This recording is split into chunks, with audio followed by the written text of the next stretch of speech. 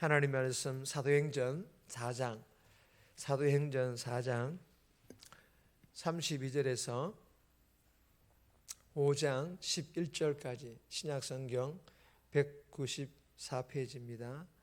194페이지 사도행전 4장 32절에서 5장 11절까지 우리 합독은 32절부터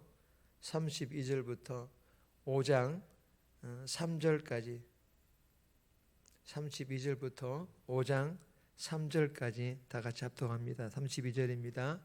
믿는 무리가 한 마음과 한 뜻이 되어 모든 물건을 서로 통용하고 자기 재물을 조금이라도 자기 것이라 하는 이가 하나도 없더라.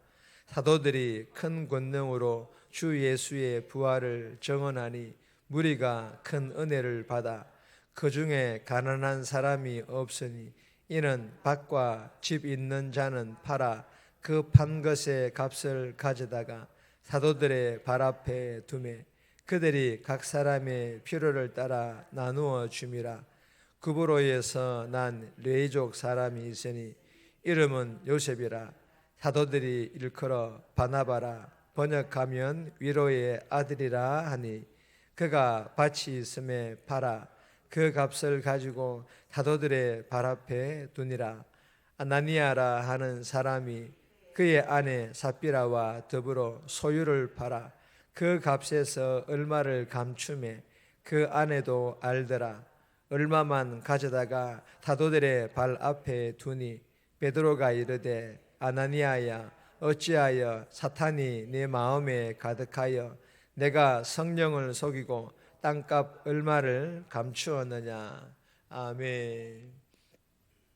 오늘 본문의 제목은 헌신과 가식. 헌신과 가식. 오늘 본문은 성령으로 충만한 교회는 종교 권력자들의 그 위협에도 불구하고 아름다운 공동체를 이루어갑니다.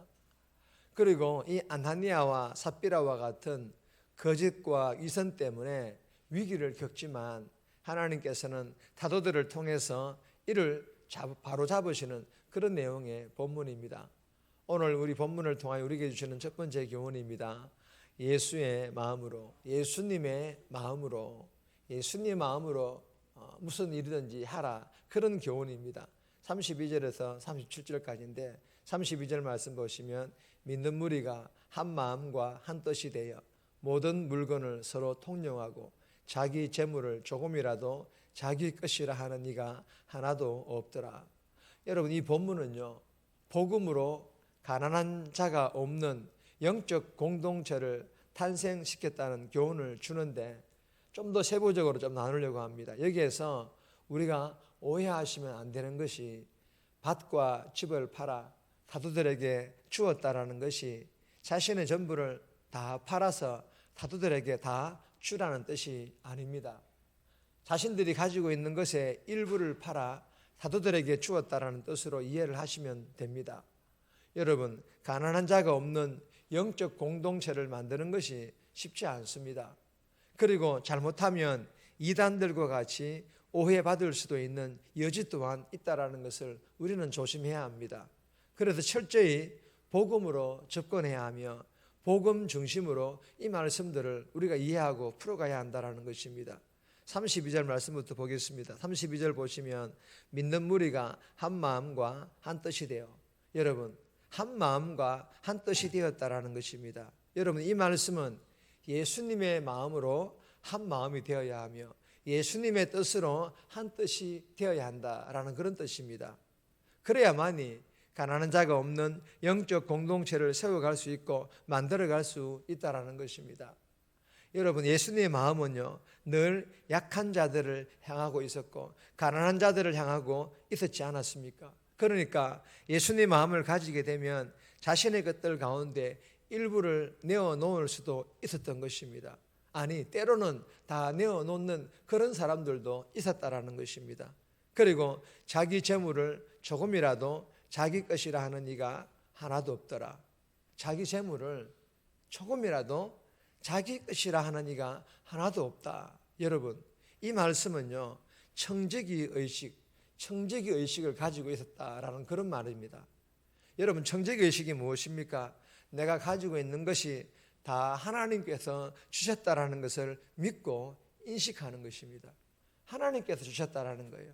그것을 믿고 그것을 인식하며 살아가는 사람을 말합니다. 즉, 내 것이 아니라 다 하나님의 것임을 믿고 인식하는 것입니다.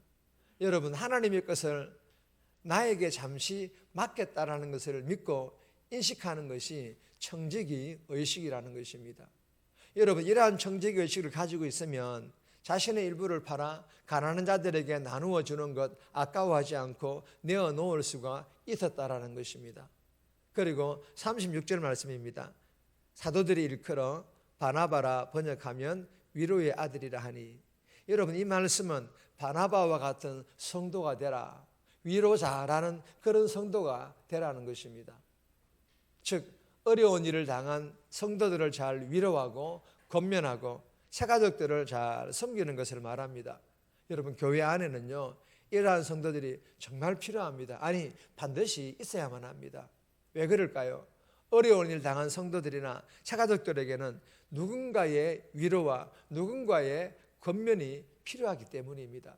사랑하는 여러분, 저와 여러분들이 먼저 성령 충만하고 은혜 충만받아 예수의 마음으로 한 마음이 되고 한 뜻이 되어, 그리고 내 것이 아니라 다 하나님의 것이라는 이 청지기 의식을 가지고 내가 가진 것의 일부를 기쁨과 자원함으로 하나님께 드려서 어려운 일 당한 사람들에게, 가난한 자들에게 흘러들어갈 수 있기를 주님의 이름으로 소망합니다.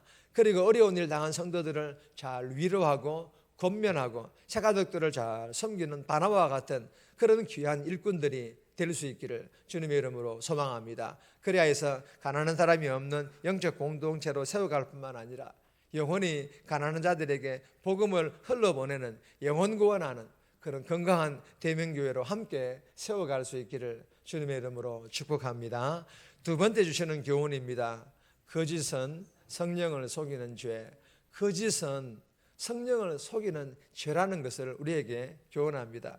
1절에서 11절까지인데 3절 말씀 보시면 베드로가 이르되 아나니아야, 어찌하여 사탄이 내 마음에 가득하여 내가 성령을 속이고 땅값 얼마를 감추었느냐. 여러분, 이 본문은 아나니아와 삽비라가 하나님을 속인 죄인이라는 것을 교훈합니다. 하나님을 속인 거예요. 여러분, 아나니아와 삽비라는요, 하나님이 아닌 사도들과 교회 앞에 거짓말을 했습니다. 그러나 베드로는요, 이렇게 말합니다. 어찌하여 사탄이 내 마음에 가득하여 내가 성령을 속이고 땅값 얼마를 감추었느냐. 무슨 말입니까? 사도들과 교회 앞에 한 거짓말도 곧 하나님 자신에게 하는 거짓말로 여겼다라는 것입니다. 여호수아 7장에 나오는 아간의 범죄 잘 알지 않습니까? 가나안과의 첫 전쟁에서 시날산의 외투 한 벌과 은 200세겔을 훔친 이 아간에게 하나님께서 벌하셨듯이 하나님께서는 아나니아와 삽비라의 이 거짓말 또한 이제 막 탄생할 초대교회를 무너뜨리지 못하도록 단호하면서도 강력하게 징계를 내리시는 모습을 볼 수가 있습니다.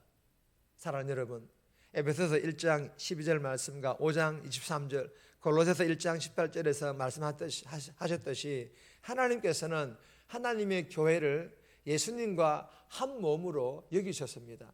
그러므로 교회 앞에서 뿐만 아니라 성도들에게 하는 거짓말이 곧 성령 하나님을 속이는 죄라는 것을 알고 저와 여러분들이 날마다 하루하루 진실한, 거짓말이 아닌 진실한 말을 하는 그런 진실된 삶을 통하여 하나님께 영광 돌리며 우리 대명교회 또한 건강한 교회로 함께 세워갈 수 있기를 주님의 이름으로 축복합니다. 세 번째 교훈은 제목만 읽습니다.